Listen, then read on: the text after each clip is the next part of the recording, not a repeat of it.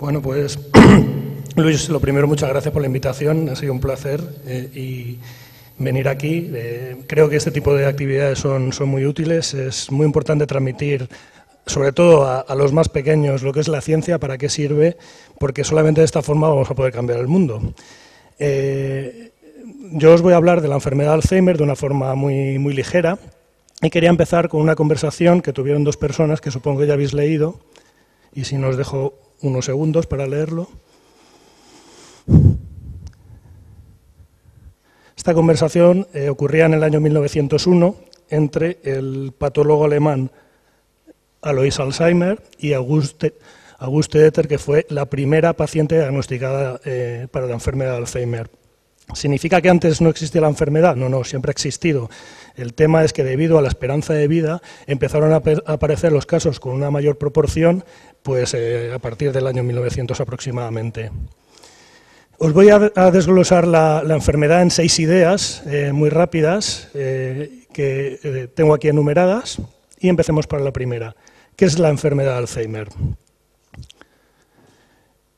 Quería poneros un ejemplo. Se puede hablar mucho de la enfermedad de Alzheimer, seguro que todos conocemos a algún enfermo o algún familiar o algún amigo que tiene a alguien con Alzheimer, desgraciadamente, porque desgraciadamente hay muchos casos, pero este caso es muy paradigmático y se pone mucho de ejemplo cuando se habla de la enfermedad de Alzheimer, y es que a este señor, a Utermohlen, que fue un pintor alemán, en el año 1995 le diagnosticaron la enfermedad y él decidió hacer un autorretrato de sí mismo cada año. Este es el resultado.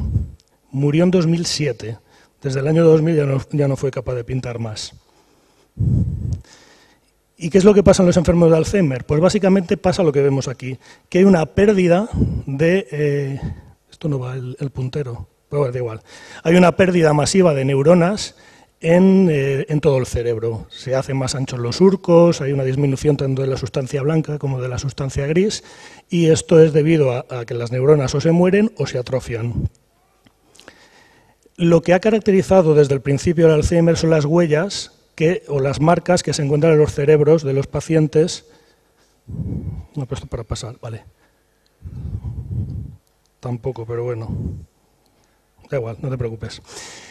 Lo que caracteriza al Alzheimer son básicamente las huellas o las marcas que se encuentran en el cerebro. Y hay dos tipos de estructuras. Estas estructuras de aquí abajo, que son consecuencia de la fosforilación de una proteína y ocurren dentro de las células, se llaman ovillos, y aquellas placas redondas, que esas son extracelulares, y que se llaman placas seniles y son consecuencia de la acumulación de un péptido pequeñito.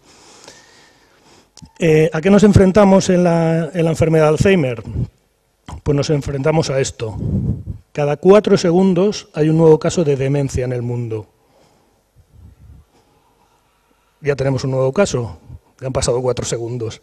La verdad es que la prevalencia de esta enfermedad es espectacular. De esos casos de demencia, al menos la mitad son de enfermos de Alzheimer. Esto es de un informe que ha salido esta semana y ya se ha contabilizado que en el año 2013 ya tenemos 44 millones de pacientes en el mundo. Podemos hacer una analogía, pues sería como si todos los españoles, todos juntos, estuviéramos dementes, tipo Walking Dead, ¿eh? Si os hacéis la idea. Mucha gente, es un problema muy grave actualmente y desgraciadamente, como no hay cura, sigue evolucionando, sigue incrementándose porque la esperanza de vida sigue aumentando. En 2050 esperamos tener el triple de pacientes de enfermos de Alzheimer de los que tenemos hoy en día. ¿Y cuáles son las causas de la enfermedad de Alzheimer? Pues la enfermedad de Alzheimer al menos tiene 2 orígenes bastante diferentes. Por una parte tiene un componente, una de las variedades de la enfermedad es genética, es hereditaria, se puede trazar perfectamente en una familia, pero la mayoría de la enfermedad de Alzheimer es esporádica. Eso significa que contribuyen muchos factores diferentes. Es decir, entonces la pregunta, ¿se hereda el Alzheimer? En la mayoría de los casos no. ¿Y qué ocurre en la enfermedad genética? Pues ocurre que se acumula este péptido de aquí, el péptido que se llama beta o amiloide, que es el que forma las placas esas que se encuentran en el cerebro y que hemos visto en el dibujo anterior. En el caso de la enfermedad genética, entonces sabemos perfectamente por qué ocurre la enfermedad. Y en el caso de la enfermedad esporádica, no. ¿Cómo se podría abordar? Pues se utilizó el principio de la navaja de Occam, que es un principio en el que dice que no es que dijera, no lo dijo este señor, que es Guillermo de Occam, pero sí que lo hizo famoso, que es que la explicación más simple seguramente es la más probable, ¿eh? Entonces, utilizando esto, pues desde el año 91, como ahora veremos, se asumió que también la enfermedad esporádica era consecuencia de la deposición del péptido beta-amiloide. Y esto se publicó en el año 91, que ya ha pasado más de 20 años, en el que titulaban que la deposición de este péptido era el evento central de la enfermedad de Alzheimer. A partir de ese momento se empezaron a diseñar fármacos utilizando esta teoría, pero como dice este cuadro de Magritte, se titula La traición de las imágenes, esto no es una pipa, es decir, las cosas no son lo que parecen. Realmente la enfermedad es mucho más compleja, la enfermedad esporádica, de lo que preveíamos. ¿Y qué fármacos hay? Si tenéis algún familiar, algún amigo con algún familiar, sabéis que se recetan fármacos, pero no se cura la enfermedad. Bien, estos son los 4 fármacos que se recetan actualmente. Los 3 primeros son de la misma familia de fármacos, y el Namenda, el último, es otro fármaco con un mecanismo de acción diferente. ¿Cuál es el problema? El problema es que estos fármacos se administran cuando está demasiado avanzada la enfermedad. En esta alegoría que he puesto aquí de las cabezas, estaríamos intentando utilizar o poner otra vez las hojas en la cabeza de color rojo, y eso ya no puede hacerse. Hay que ir antes, hay que ir cuando todavía está verde para intentar evitar esa progresión de la enfermedad. Y esto es lo que viene. Estos son los fármacos que se están trabajando y que se están desarrollando en las diferentes etapas, que básicamente son preclínica, fase 1, 2, 3 y 4. 4 es cuando ya está en el mercado. Si os fijáis, los colores crema y rojo, todos estos van orientados frente al péptido beta-amiloide. Es decir, que si nos hemos equivocado, todos esos fármacos no van a funcionar. Y los verdes oscuros son los mismos que hay en el mercado, que tampoco funcionan. Hay otras posibilidades, como veis, pero la gran mayoría del esfuerzo que has hecho en los últimos años ha estado orientado a una diana muy concreta, que si al final no es la causa de la enfermedad, pues no van a servir para mucho. Pero no quiero ser negativo. ¿Qué vamos a hacer ahora? ¿O cómo tenemos que enfocar de nuevo la enfermedad? Bueno, pues lo primero que tenemos que ser conscientes es que la enfermedad de Alzheimer es una enfermedad tremendamente compleja, que ocurre, además tarda en generarse al menos 10 o 20 años, y que estamos mirando el iceberg, solamente lo que había por encima del mar. Pero por debajo hay muchas cosas que tenemos que averiguar. Permitidme poner otro ejemplo también de pintura. Hasta el momento habíamos interpretado que la enfermedad de Alzheimer era sencilla y estábamos buscando las soluciones pensando que era pues como un Mondrian, ¿no? que os pongo.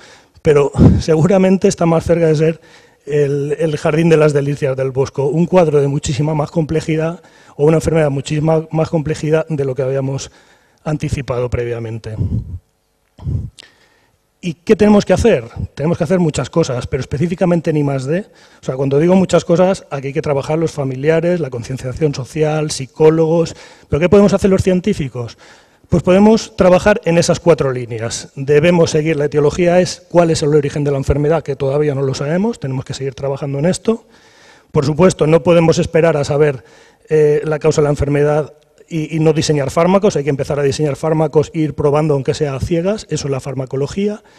Tenemos que tener un diagnóstico lo más certero posible, es decir, que seamos capaces de discriminar la enfermedad de Alzheimer de otras demencias, y también debemos ser capaces de pronosticar cuanto antes la enfermedad, en el mejor de los casos, antes de que empiece la enfermedad.